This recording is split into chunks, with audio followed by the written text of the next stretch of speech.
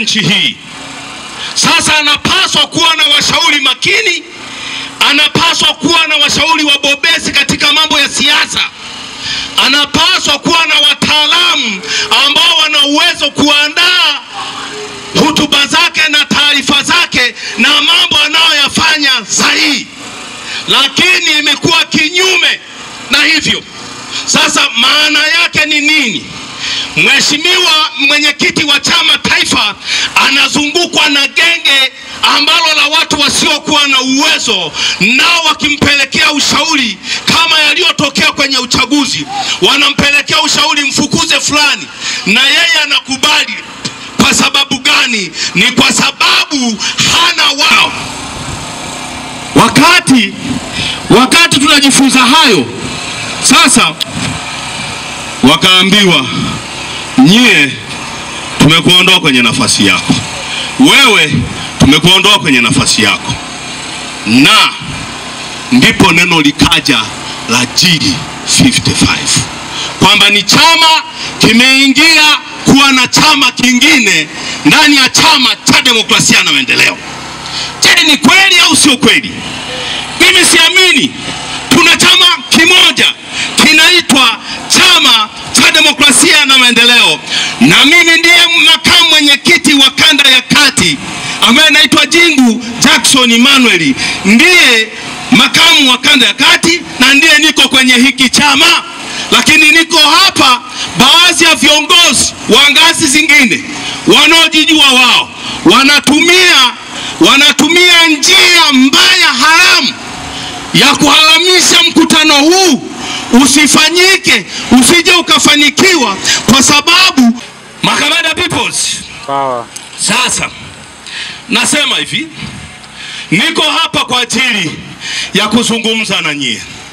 Hapa kuna vitu ambavyo vinaendelea kukikwamisha chama changu, na hivi vitu lazima nivitaje, na ndio vinaomkwamisha mwenyekiti wa chama taifa, na atakwama pamoja na sisi wenyewe kwenye chama. Tutakwama katika mambo makuu matatu, ambayo mambo haya makuu matatu ndiyo ambayo yatapelekea chama chetu kukwama na mwenyekiti wetu Lissu kukwama. Mambo haya matatu ni mambo gani? Baada ya uchaguzi huwa watu wanaitana na kushikana mikono. Bwana, umenishinda, nimekubali kushindwa na wewe. Sasa tuendelee kukijenga hiki chama kwa madhumuni mazima, kama jinsi ambavyo wananchi wanatuamini na wameendelea kuamini kwamba chama hiki ndiko chama pekee ambacho kingeweza kuwapa ushindi na ukombozi katika maisha ya Watanzania. Lakini baada ya hayo watu wanapeana mikono, lakini kumbe mikono hiyo sio mikono ambayo ilikuwa sahihi, bali wanapeana mikono ya unafiki, na huu unafiki ndio utatupeleka mahala ambako hatutakwenda sawa sawa. Ndugu zangu wa Tanzania na wananchi wakaao mkoa wa Singida, baada ya hapo nimesema ya kwamba wakaitwa na kamati kuu hawa wabunge waliogombea 2020. Baada ya kuitwa wakaandika mapendekezo yao. Yako hapa hayo mapendekezo. Mnafahamu chama cha demokrasia na maendeleo kinaitwa chama cha demokrasia na maendeleo, maana yake ni demokrasia kwa wote. Kila mtu ana haki ya kutoa mawazo yake. Wazo langu nitakalolitoa ama moja, ndipo lile litakaloliamua kwa pamoja litakuwa la pamoja. Sasa hawa walipojaribu, hawa watiania, na huu mkutano hapo unaitwa mkutano wa G55, kwamba mimi ni G55. Chama cha demokrasia na maendeleo kimekuwa chama ambacho mtu anaweza akaitwa jina lolote ambalo mtu anaweza akaamua akaitwa. Mimi sikuwa mgombea wa ubunge, sikuwa mtiania wa ubunge.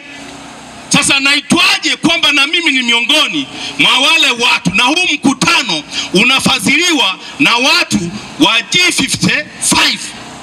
Hapana, sijaja kwa niaba ya watu hao. Mbona hayupo hata mmoja hapa? Nimekuwa na muda mrefu sina mawasiliano na viongozi wengine.